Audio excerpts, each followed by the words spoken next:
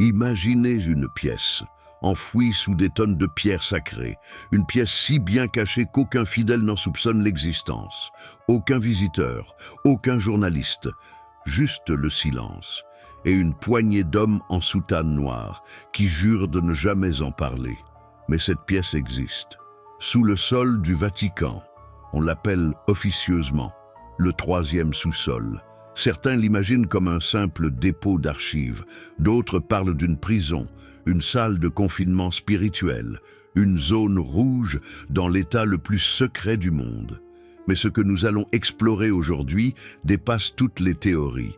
Ce qui se cache sous la basilique Saint-Pierre est à la fois terrifiant et fascinant.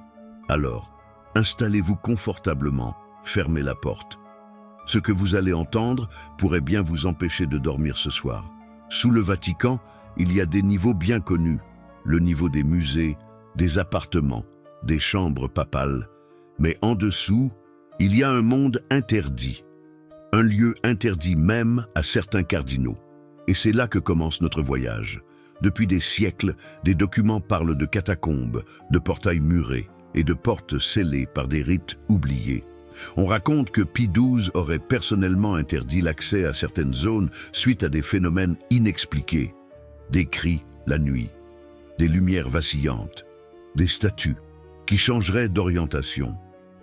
En 1987, un prêtre espagnol affecté aux archives aurait franchi une porte normalement verrouillée. Il n'est jamais ressorti. Son nom n'apparaît plus nulle part dans les registres du Vatican. Officiellement, il n'a jamais existé. Mais ce n'est pas tout.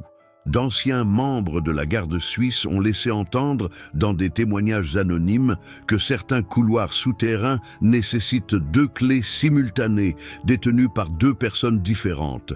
Des protocoles inspirés, des bunkers nucléaires. Pourquoi tant de précautions? Que protège-t-on sous cette cité sainte? Des manuscrits interdits, des objets jugés trop dangereux pour être exposés ou autre chose? Une théorie particulièrement troublante circule dans certains cercles ésotériques. Elle affirme que dans ce fameux 3e sous-sol se trouverait un artefact non terrestre, retrouvé à la fin des années 40 et confié au Vatican par un gouvernement occidental. L'objet émettrait des vibrations, provoquerait des hallucinations et aurait été à l'origine de plusieurs crises de foi violentes chez des religieux.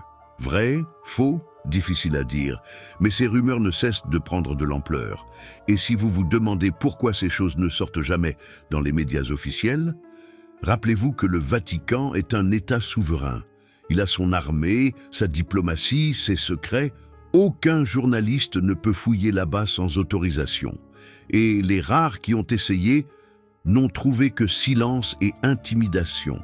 L'un d'eux, un auteur italien du nom de Gianni Petrucci, a affirmé avoir vu, au fond d'un couloir, une immense porte métallique recouverte de croix inversées et de phrases en latin. Il n'a pas pu approcher.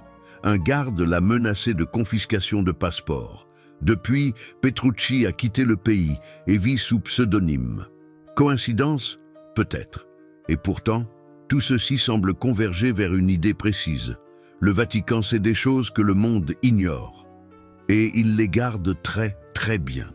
Parlons maintenant d'un élément peu connu, la chambre des supplices spirituels. Ce nom vous glace déjà. Ce serait une pièce dans laquelle sont conduits certains prêtres ayant enfreint des règles invisibles.